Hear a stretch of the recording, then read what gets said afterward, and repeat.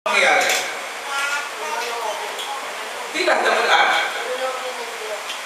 kahit hindi loobin. Ano na isa sa isip? Ang tawag po dyan pangarap sa buhay. Kapag ikaw, sa daigdig na ito, walang pangarap sa buhay, delikado ka. Kasi ikaw ang isa sa pinakamagulong tao sa daigdig na ito. Dadagdag ka lang sa gulo.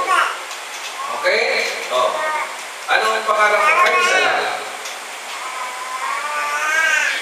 Stable na passive income. Ayun. Okay. Walang direksyon, di ba? Walang kung walang dumating, di ba? Sabi ng mga incheck, mahirap. Dapat sabi ng mga incheck, pag ikaw negosyo, ikaw isip negosyo, may simula. Tapos may gitna, may katapusan. Hindi pwede yung magdali natin pinipinay ito ng tawag natin, bahala na kung walang magama. Ano natin? Oh, ikaw, Brother Noah. Ilang taon ka na? 16? O, bukod sa pag-ibig, anong... Naisip mo, pag 60 ka na, 60, hindi 16. Ano ang nais sa isip mo? Pag 60 na ako, may bahay na ako, gano'n, may kotse na ako, may ganito. Aside, ikaw ang tatanong ngayon. May sasakyan ka na, kotse. Hindi, pag 60 ka na. Ay, iniisip mo. O, ito namang isang dalaga rin. O, ikaw, pag 60, ilan taon ka na? O, pag 60 mo, asa palagay mo? Bukod sa pupunta ka sa Germany, o, ano? Anong sa palagay mo? Pag 60 ka na, ano nang na-accomplish mo? Pamilya, mag-asawa ka? Kami lang. 60 ka na. 60, kami lang. Anong pangarap mo pag 60 ka na? Ilan ang apo? May asawa? Gusto mo ba mag-asawa? Ilan ang apo? Dapat ka rin ang iniisip eh. No? O, ikaw, anong tatanungin natin? Maayos na buhay. Maglubang buhay mo. Totoo naman yun eh. Alam niya yun. May kunti kasi family, problem. Family view, wala naman yan. Ako, family problem. Ante, dahil kayo po ay 79 na, lumagpas na kayo ng 60, ano po ang mga na-achieve ninyo? Wala. Nagagad. Kayo tanong ito, dahil kayo, ano na-achieve ninyo? Ibig sabihin ng harap naman kayo, anong pangarap mo? Alam niya si Ate, isa yan sa pinakamagandang tiyahin. Ganda. Ngayon po, maganda. Ngayon. Dahil kami po ay nagtitinda doon sa palengke, no? Sa Makati. Taga Makati, sila nagtitinda po. Isa po isa sa pinakamagandang tindera doon. Nung beautiful pa kayo ng araw ni Ate, ano naisip ninyo?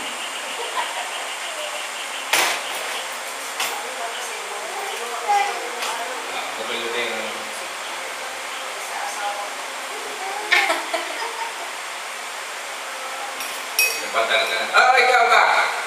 Nasa abroad ka ngayon. Ano kung nasa sa ibig mo? Nandito na po. Ano taon? Mayroon gano'n eh. Nag-abroad. Tapos, nung nasa abroad, ang isip niya, paano kaya makakuwi sa Pilipinas? Sa palagay mo, pag 60, ilan taon na ba? 34. Pag 60. Dahil asawa mo na si Rayman eh. Ano nasa sa isip mo? Pag 60, ganito na. Dito ka na. Dito ka na lang. Ipapangalan sa tayo. Ang hirap yung trabaho eh. Ikaw ulit. Anong tawa dyan eh. Palagay mo ulit. Palagay ko po... Pag 60. Mayaman na. Papayaman pa. Papayaman pa. Tin, ikaw. Ito naman ay nasa BPO ano? Virtual app. Ano na? 60. Gusto ko, pangarap lang ako ba? Travel na. May investments na. May investments na. Travel na lang daw. May ano na. Yata mistake yun Hindi ko natatanong dito kasi yun na siya. Di ba, tita? Travel na lang.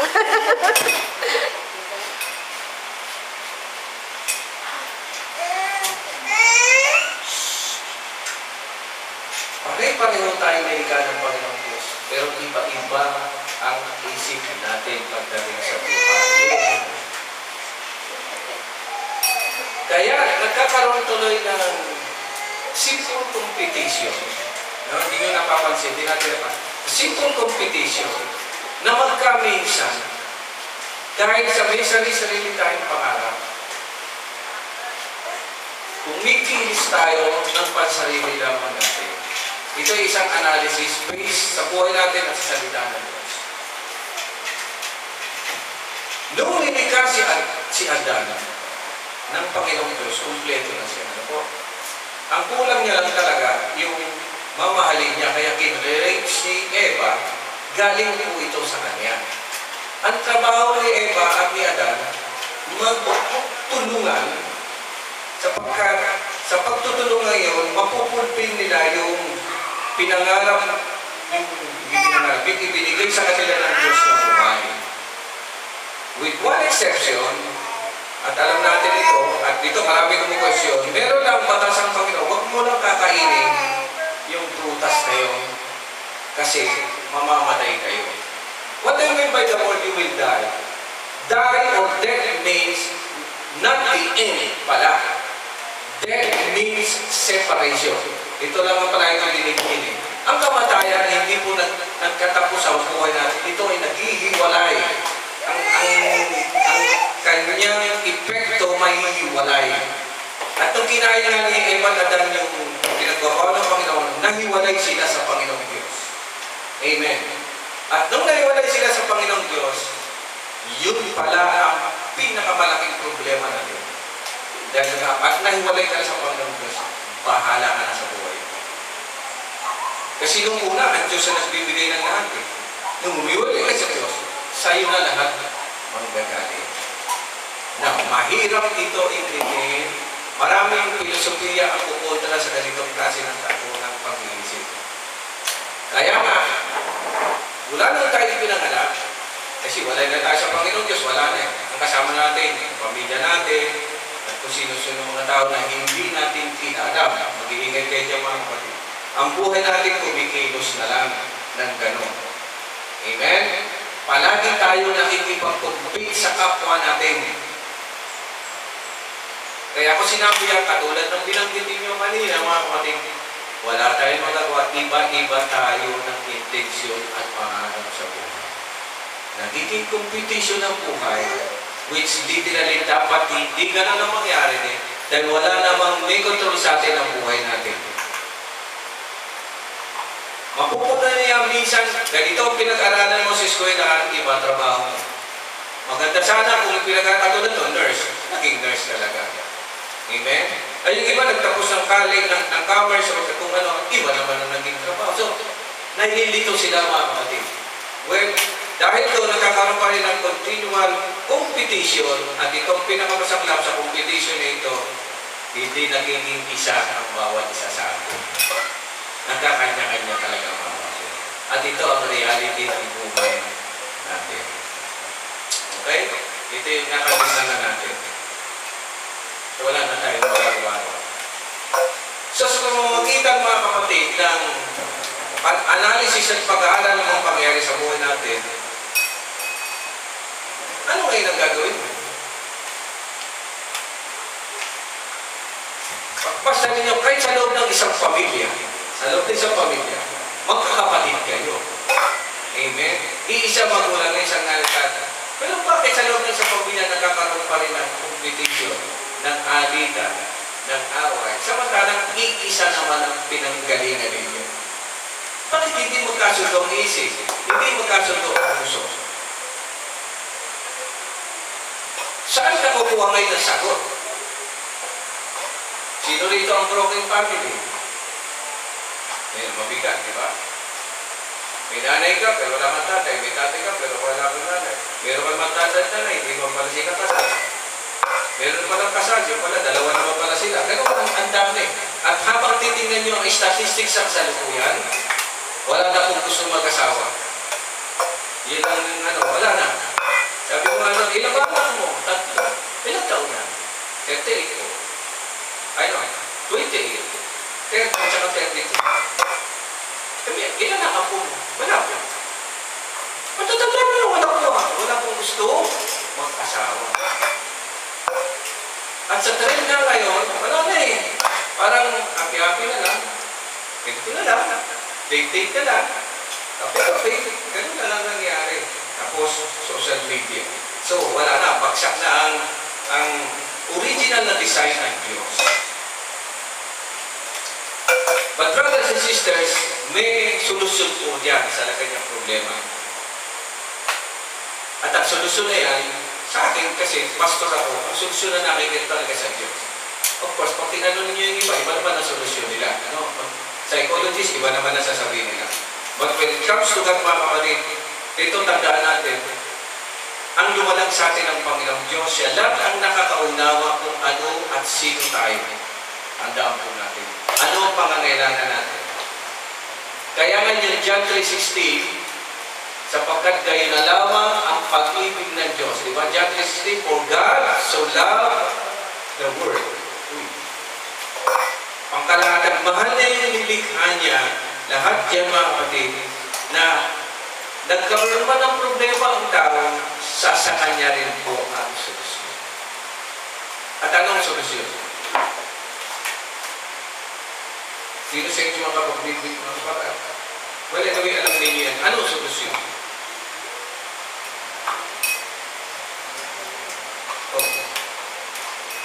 Anong solusyon sa akin? Nilikha si Adan, nagkaroon ng problema. So, nasa na solusyon? Nasa tao. Ha? Nasa tao. Tao rin. So, kinakailangan lumikha ng palibagong Adan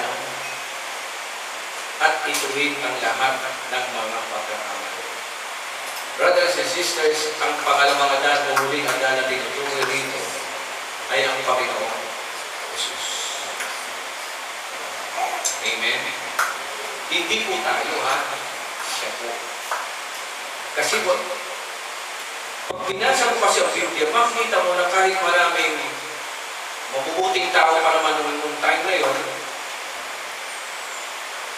hindi makapagsimula ng panibagong buhay ayon sa gusto ng Panginoong Diyos. Isang buhay na hindi nagkukulang, hindi nagkakamali, hindi nagkakasala. Palagi na lang may shortcoming. Dahil sa palagay mo saan, anong problema? Nararanasan natin yan. Anong problema natin sa panahon natin?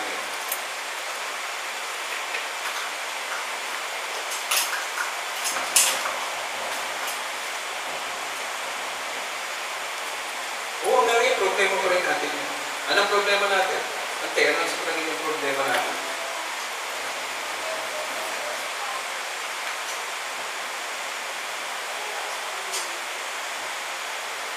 Kaya po, ang tao po wala na talaga sa Panginoon yan.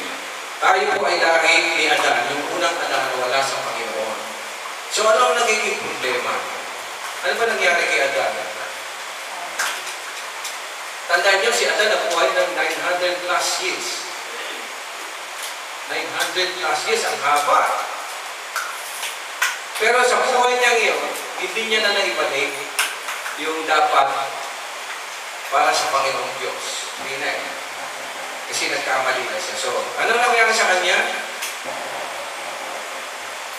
Lahat ng mangyayari sa atin, mamamatay tayo. Okay? So, sa panahon ngayon, ano ang practical speaking, ano ang nagiging problema natin sa ngayon? Dapat ninyo itong magawa. Yung problema ko yun, yung problema yun. Kahit ako pasok yung problema ko pa rin.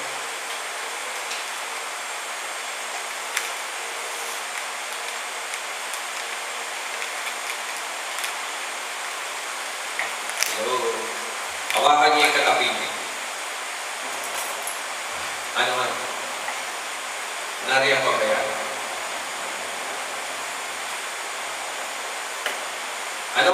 natin.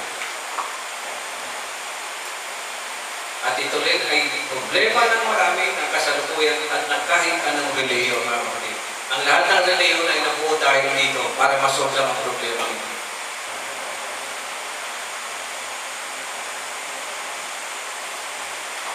Teaching po tayo, disciple, kaya medyo malalim ang pinag-uusapan natin. Kaya ako pinahawakan sa inyo, alin ang problema? Nurse, anong pinakamaraming problema ngayon na hinahawakan? Nurse, kayo. Siya pwede sumagot. Bakit maraming enrollee sa ospital? Nurse. Alam mo yung sagot eh.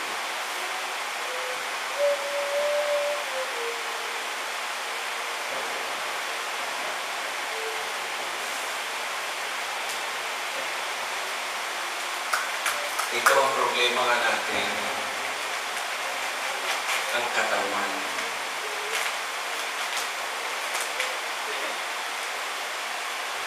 Ito. Na kahit anong spiritual ang gawin natin, pag tumira ang katawan, noong isang araw, nandun ako sa barangay, sabi ko, pastor yung pastor, bakit hindi ka lang makatayo? Sabi ko gano'n. Gusto nyo yung ano siya, sabi ko, si Pastor Joe, sabi ko, Pastor, na-stroke na naman ako. Na-stroke ka na naman. Hindi, ang hirap na siya talaga tumayo. Pero nakamotor siya. Kasi hindi na nga siya makalakad, so nakamotor sa tricycle. Pero yung tricycle niya kompleto. May kasama ng wheelchair. Sabi ko, nakasampa na. Sabi ko, galing mo rin. Ano na? Hihirapan na ako sa akin na gano'n. Ilang taon ka ba? 53. Ano parang bata ko? Oo nga. Taas ang lahat ng mataas ang BP. Taas ang lahat ng may diabetes. Ako, dami magtatan. Taas ang lahat ng ganito, may lang na sakit. Ito pa rin ang nagiging problema. Kay Kristiyano ba kayo hindi? Aminin natin, ito ngayon ang nagiging kasalukuyan natin problema. Anong sabi? Sa mga survey, dati, ang itatagal ng buhay ng isang ordinaryong Pilipino, dati nga 70. Medyo tumawad ngayon, ilan na lang ba? Nakuna nila 40 pa lang. 40 pa lang, medyo marami na. Amen? Ngayon, sino ngayon ang gagamot niya? Ay, punta tayo sa doktor, punta tayo sa klinika niya. Bibigyan ka ng gamot. Okay. Ilang prescriptive period yan, pero pag hindi na kaya, ano nangyari?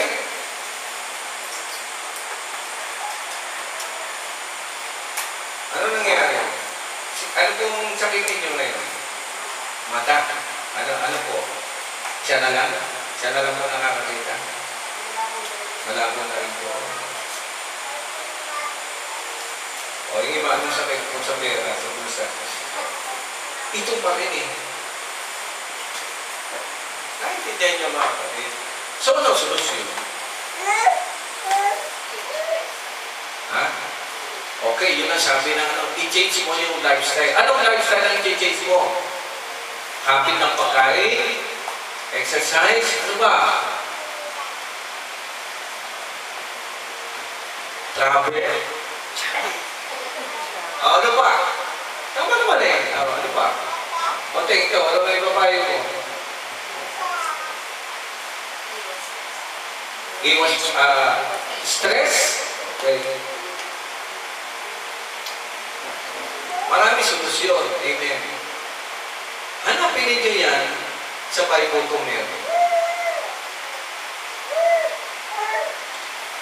John chapter 3 verse 6, kaya na lamang pag-ibigay ko sa dirutan, kaya siya nagbigay ng maraming vitamins at maraming wala kayong mababasa ng kanya. Ewan ko mga kapatid, pero sabi ko nga minsan, siyempre, educated naman tayo, dami natin pinagalan ng filosofiya. Pero sabi ko nga, sana ito inisip na nila ng araw. Na sana ito na lang ang inano nila. Maganda pa. Okay. Anong oras na? Another 5 minutes.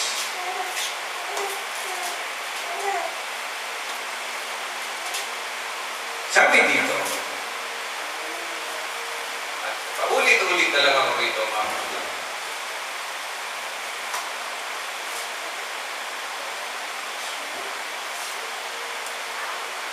Chapter 6, verse 1. Ano ngayon ang sasabihin natin? So ito ay isang debate. Ano? Patuloy ba tayo magkakasala upang sumagana sa atin ang kagandahan loob ng Diyos? Ang sagot, hindi. Bakit? Dahil kahit anong gawin natin, wala raw mangyayari. Kasi daw, tayo'y patay na sa kasalanan. So, what's the solution? The solution is the exact opposite ng sanlibutan ito. Ang sanlibutan ito, palagi sinasabi, live long. No? Gawin mo lahat para ka mabuhay ng mahaba. Kahit palagi na sinasabi, life is short. So, ano gagawin? Katulad ng sinabi nyo, travel. Ano pa? Iwas stress. Ano pa? Ayusin ang pagkain. Baguhin ang lifestyle. Okay. Ginawa na po pala ng mga tao yan. Yes, ginawa na po yan. Lahat po yan. Ginawa na yan. Ano ang resulta sa bandang dulo? Patay pa rin.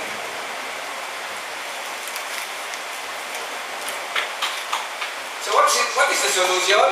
Ang liwanag na sinabi ni Paul dito, ang solution para mabago ang buhay mo, mamatay ka na lang. Yan, bibiro ko, pag sinabi ng kapitbahay mo sa iyo, mamatay ka na sana, dapat sabi mo, thank you. Pero hindi mo tatanggapin yun dahil sa ang pumapasok sa isip mo, minumura ka, mamatay ka na para mawala ka na. But well, in fact, ang solusyon na ginawa ng Diyos dito, we have to die, mga kapatid talaga, sa totoo lang.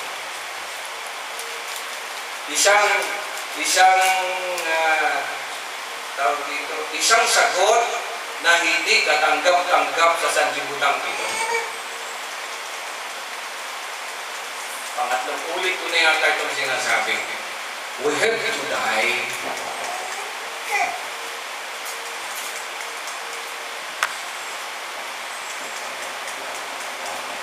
Hirap, ano? Okay. Sa John chapter 3, verse 16, ang favorite na ano natin, itong sinabi, For God so loved the world that He gave His only begotten Son. Ano nangyari sa begotten Son? Namatay. Solution po yan. May mamamatay kasi ang solution sa sumpa ng Diyos, kamatayan. Okay, naintindihan po ninyo? Kaya po namatay ang Panginoong Jesucristo sa krus kasi ang solution po para mawala ka sa problemang lahat ng yan, mamatay. Pero ang sinasabi ng Panginoon, hindi mo kailangan ikaw ang mamatay. Somebody has to die. Yan ang sinasabi. Bakit hindi tayo ang pinili? Halimbawa, si pastor na lang ang mamatay para pagpalain ang lahat ng kapatid na sabi ng una. Hindi rin po yung honor. Unang-una, hindi po ako perfectong tao. Yun ang ano doon. Nagkakasala po, pinanganak po akong makasalanan, magkakasala, at kung ano pa mga so hindi ako qualified. Yun po yung ano doon. So, ang solusyon, manggagaling rin sa Diyos, maglimikar ng isang anak ng Diyos, galing sa Diyos, at siya ang mamamatay, kasi siya na po ang qualified.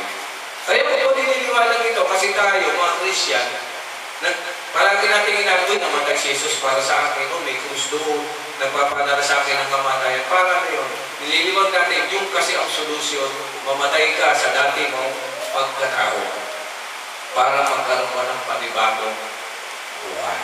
Yung po ibig sabihin ng except a man be born again, na yung salitang again yun, hindi ibig sabihin ulit. Yung salitang again means born from above. Kapag ang solusyon ay hindi manggagaling sa langit, wala rin pong solusyon. So kahit anong buhay ang gawin natin sa kasalukuyan, kung ang solusyon, kukunin natin sa sanlibutan ito, sa trabaho natin, sa pilosopiya natin, walang mangyayari talaga. Ako nagsasalita kasi napatunayan ko ito, Nung ako nga po ay naglingkod sa Panginoon, ang dami talagang kumontra, maging ang parents ko. Bakit ako nag-resign na rito? Pero hindi ang alam ko, ito ang daming solusyon. And now I am right. Nabubuhay ako ngayon. Hindi ako nagpapahirap sa trabaho. Hindi ako nagpapahirap sa stress. Pero lahat ng kailangan ko binigay ng Panginoon Diyos. Nahihirap ano yun. Makaralan. At bibihira ko nakasusumpong mo.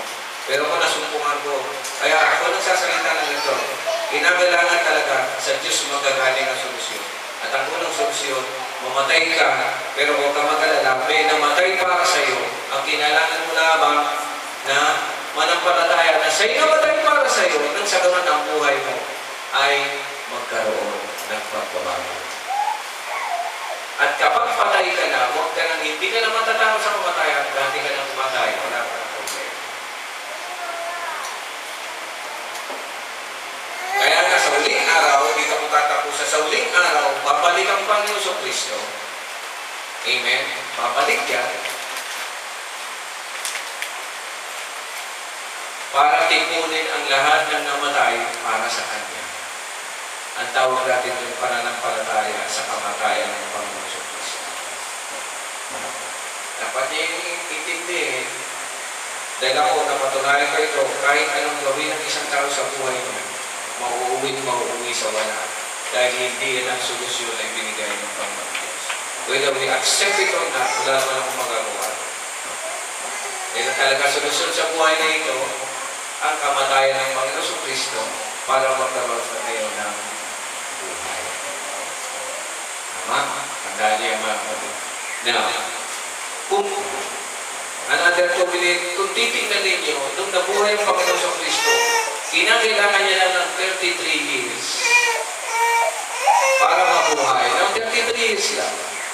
Para mabuhay ang buhay na gusto ng Panginoong Diyos para sa atin. 33 years lang.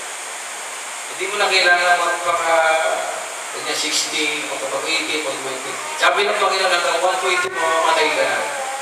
Dito sinabi ng Panginoon, pwede. 33 years lang, pwede ka na mamatay.